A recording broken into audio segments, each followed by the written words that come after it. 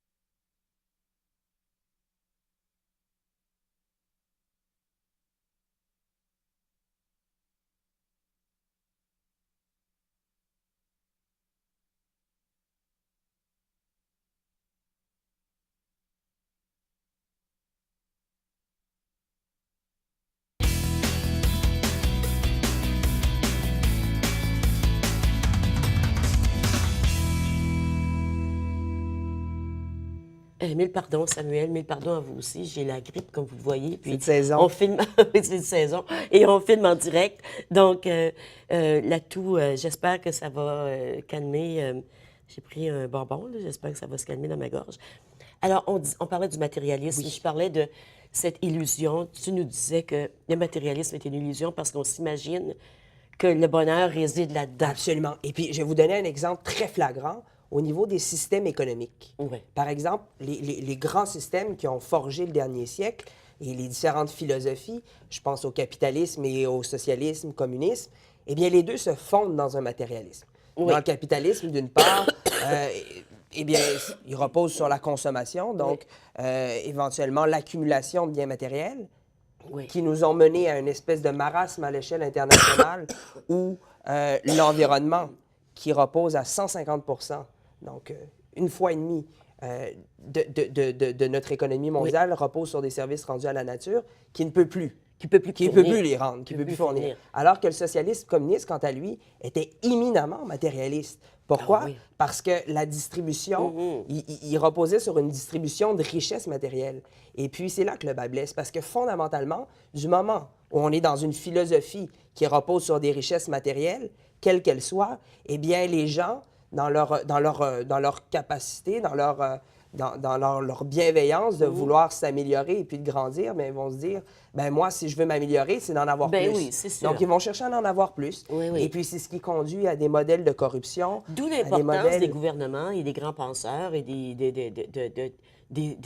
philosophies, des Absolument. idéologies. Mais encore une fois, on a tendance à pelleter dans la cour de nos gouvernements, mais nos gouvernements, nos leaders, ils sont issus des mêmes sociétés que nous. Donc, ils sont socialisés dans ces sociétés.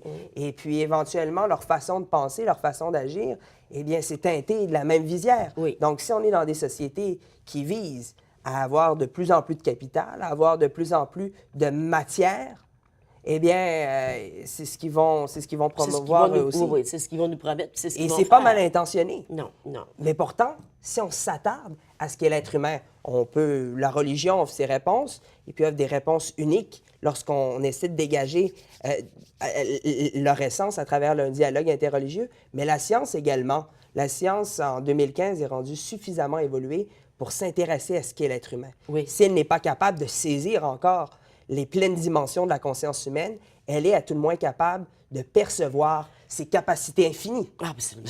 Le Christ, Jésus, Oui. nous parlait que nous pouvions, par notre seule volonté, déplacer des Déplacer montagnes. des montagnes, puis c'était- Mais il était sérieux, là. Oui, c'est c'était ça. On pas- pense que c'est une On métaphore, se pense que c'est mais une métaphore, mais c'était pas une métaphore. absolument. Et de plus en plus, je pense entre autres à des Oui. expériences comme Oui. celle du docteur René Péac en France, nous démontre qu'un poussin, puis normalement, on parle d'une cervelle d'oiseau en Oui. des termes assez peu C'est la- élogieux, oui. eh bien, un poussin est capable de manipuler un robot par sa seule volonté. Et plusieurs Ah, oui. études sur la méditation, sur la conscience humaine en état de méditation, nous amènent à penser que la matière en tant que telle est influencée intimement par la puissance et de la conscience de la humaine conscience humaine. qui lui permet de prendre forme, de modifier, de s'altérer positivement ou négativement. Mais autrement dit, ce que la science nous dit de plus en plus, c'est que par notre seule volonté, nous sommes en mesure de redéfinir le monde. Oui.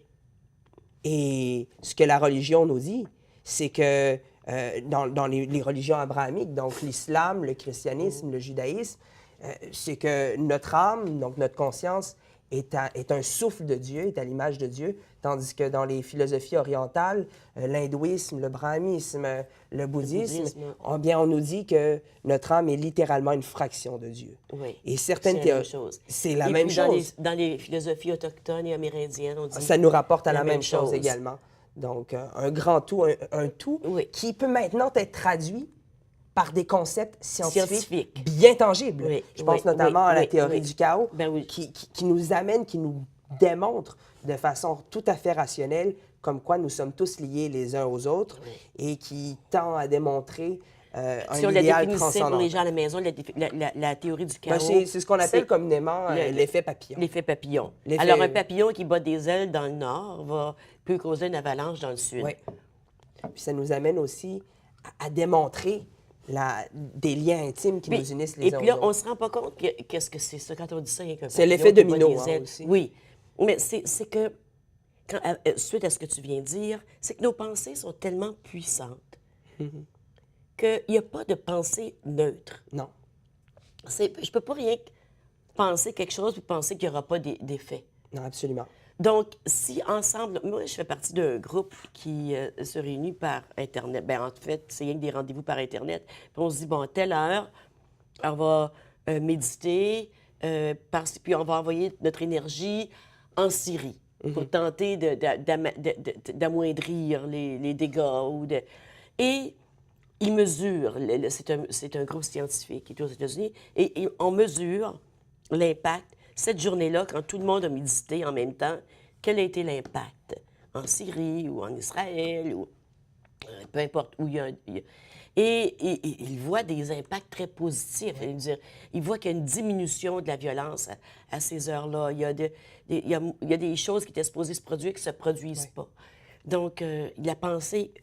Absolument. Puis, je veux dire, ça peut avoir l'air un peu occulte, un peu Oui, ça a l'air ésotérique de cette occulte, façon-là, mais justement, c'est mesurable. C'est mesurable, Et éventuellement, la science le fait. Ben oui. Puis, justement, la science repose sur l'observation et l'expérimentation. C'est ça. Donc, c'est sûr qu'il y a des concepts qui peuvent être présentement abstraits parce qu'ils sont difficiles à mesurer. Oui. Par contre, on a des appareils maintenant suffisamment sophistiqués qui permettent de mesurer de l'énergie, la même énergie qui éventuellement donne naissance à des étoiles et qui sort littéralement, qui émane du corps humain. Du corps humain. Et puis, il y a certaines régions du corps qui sont plus sensibles. Je pense Comme- entre autres à la glande pinéale qui correspond à ce que Au les troisième hindouistes œil. appellent le troisième œil. Oui. Puis le Et qui cœur. sont au cœur, qui sont des centres d'énergie époustouflants. Et puis, il y a des concentrations d'énergie qui sortent et qui peuvent avoir une influence directe sur la façon dont la matière prend forme, éventuellement, puisque nous serions tous liés les uns aux autres, si on est tous des consciences divines, donc issues d'une même source, ça nous amène à penser que nous sommes tous liés les uns aux autres. Absolument. Et puis, ultimement, on peut mesurer cet effet. On peut mesurer cet effet. Il y a des recherches qui se font en matière de télépathie, voir quelle est la nature de ces liens qui nous unissent et dans quelle mesure est-ce qu'ils peuvent influencer. Mais tout à l'heure, ce qui est intéressant, vous disiez, nos pensées ne peuvent être neutres. Ce qui amène à cette autre question existentielle, qu'est-ce que le bien? Qu'est-ce que le mal? Regarde, on va aller à une pause, au retour, on revient là-dessus. Restez avec nous.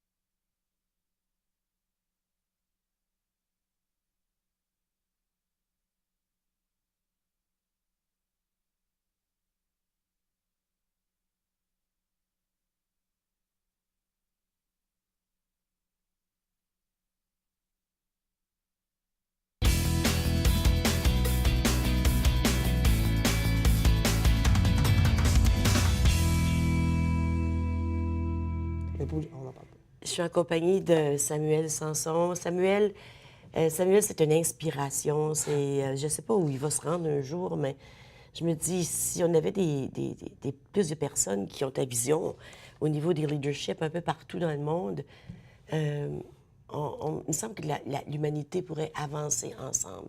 Mais c'est pas évident.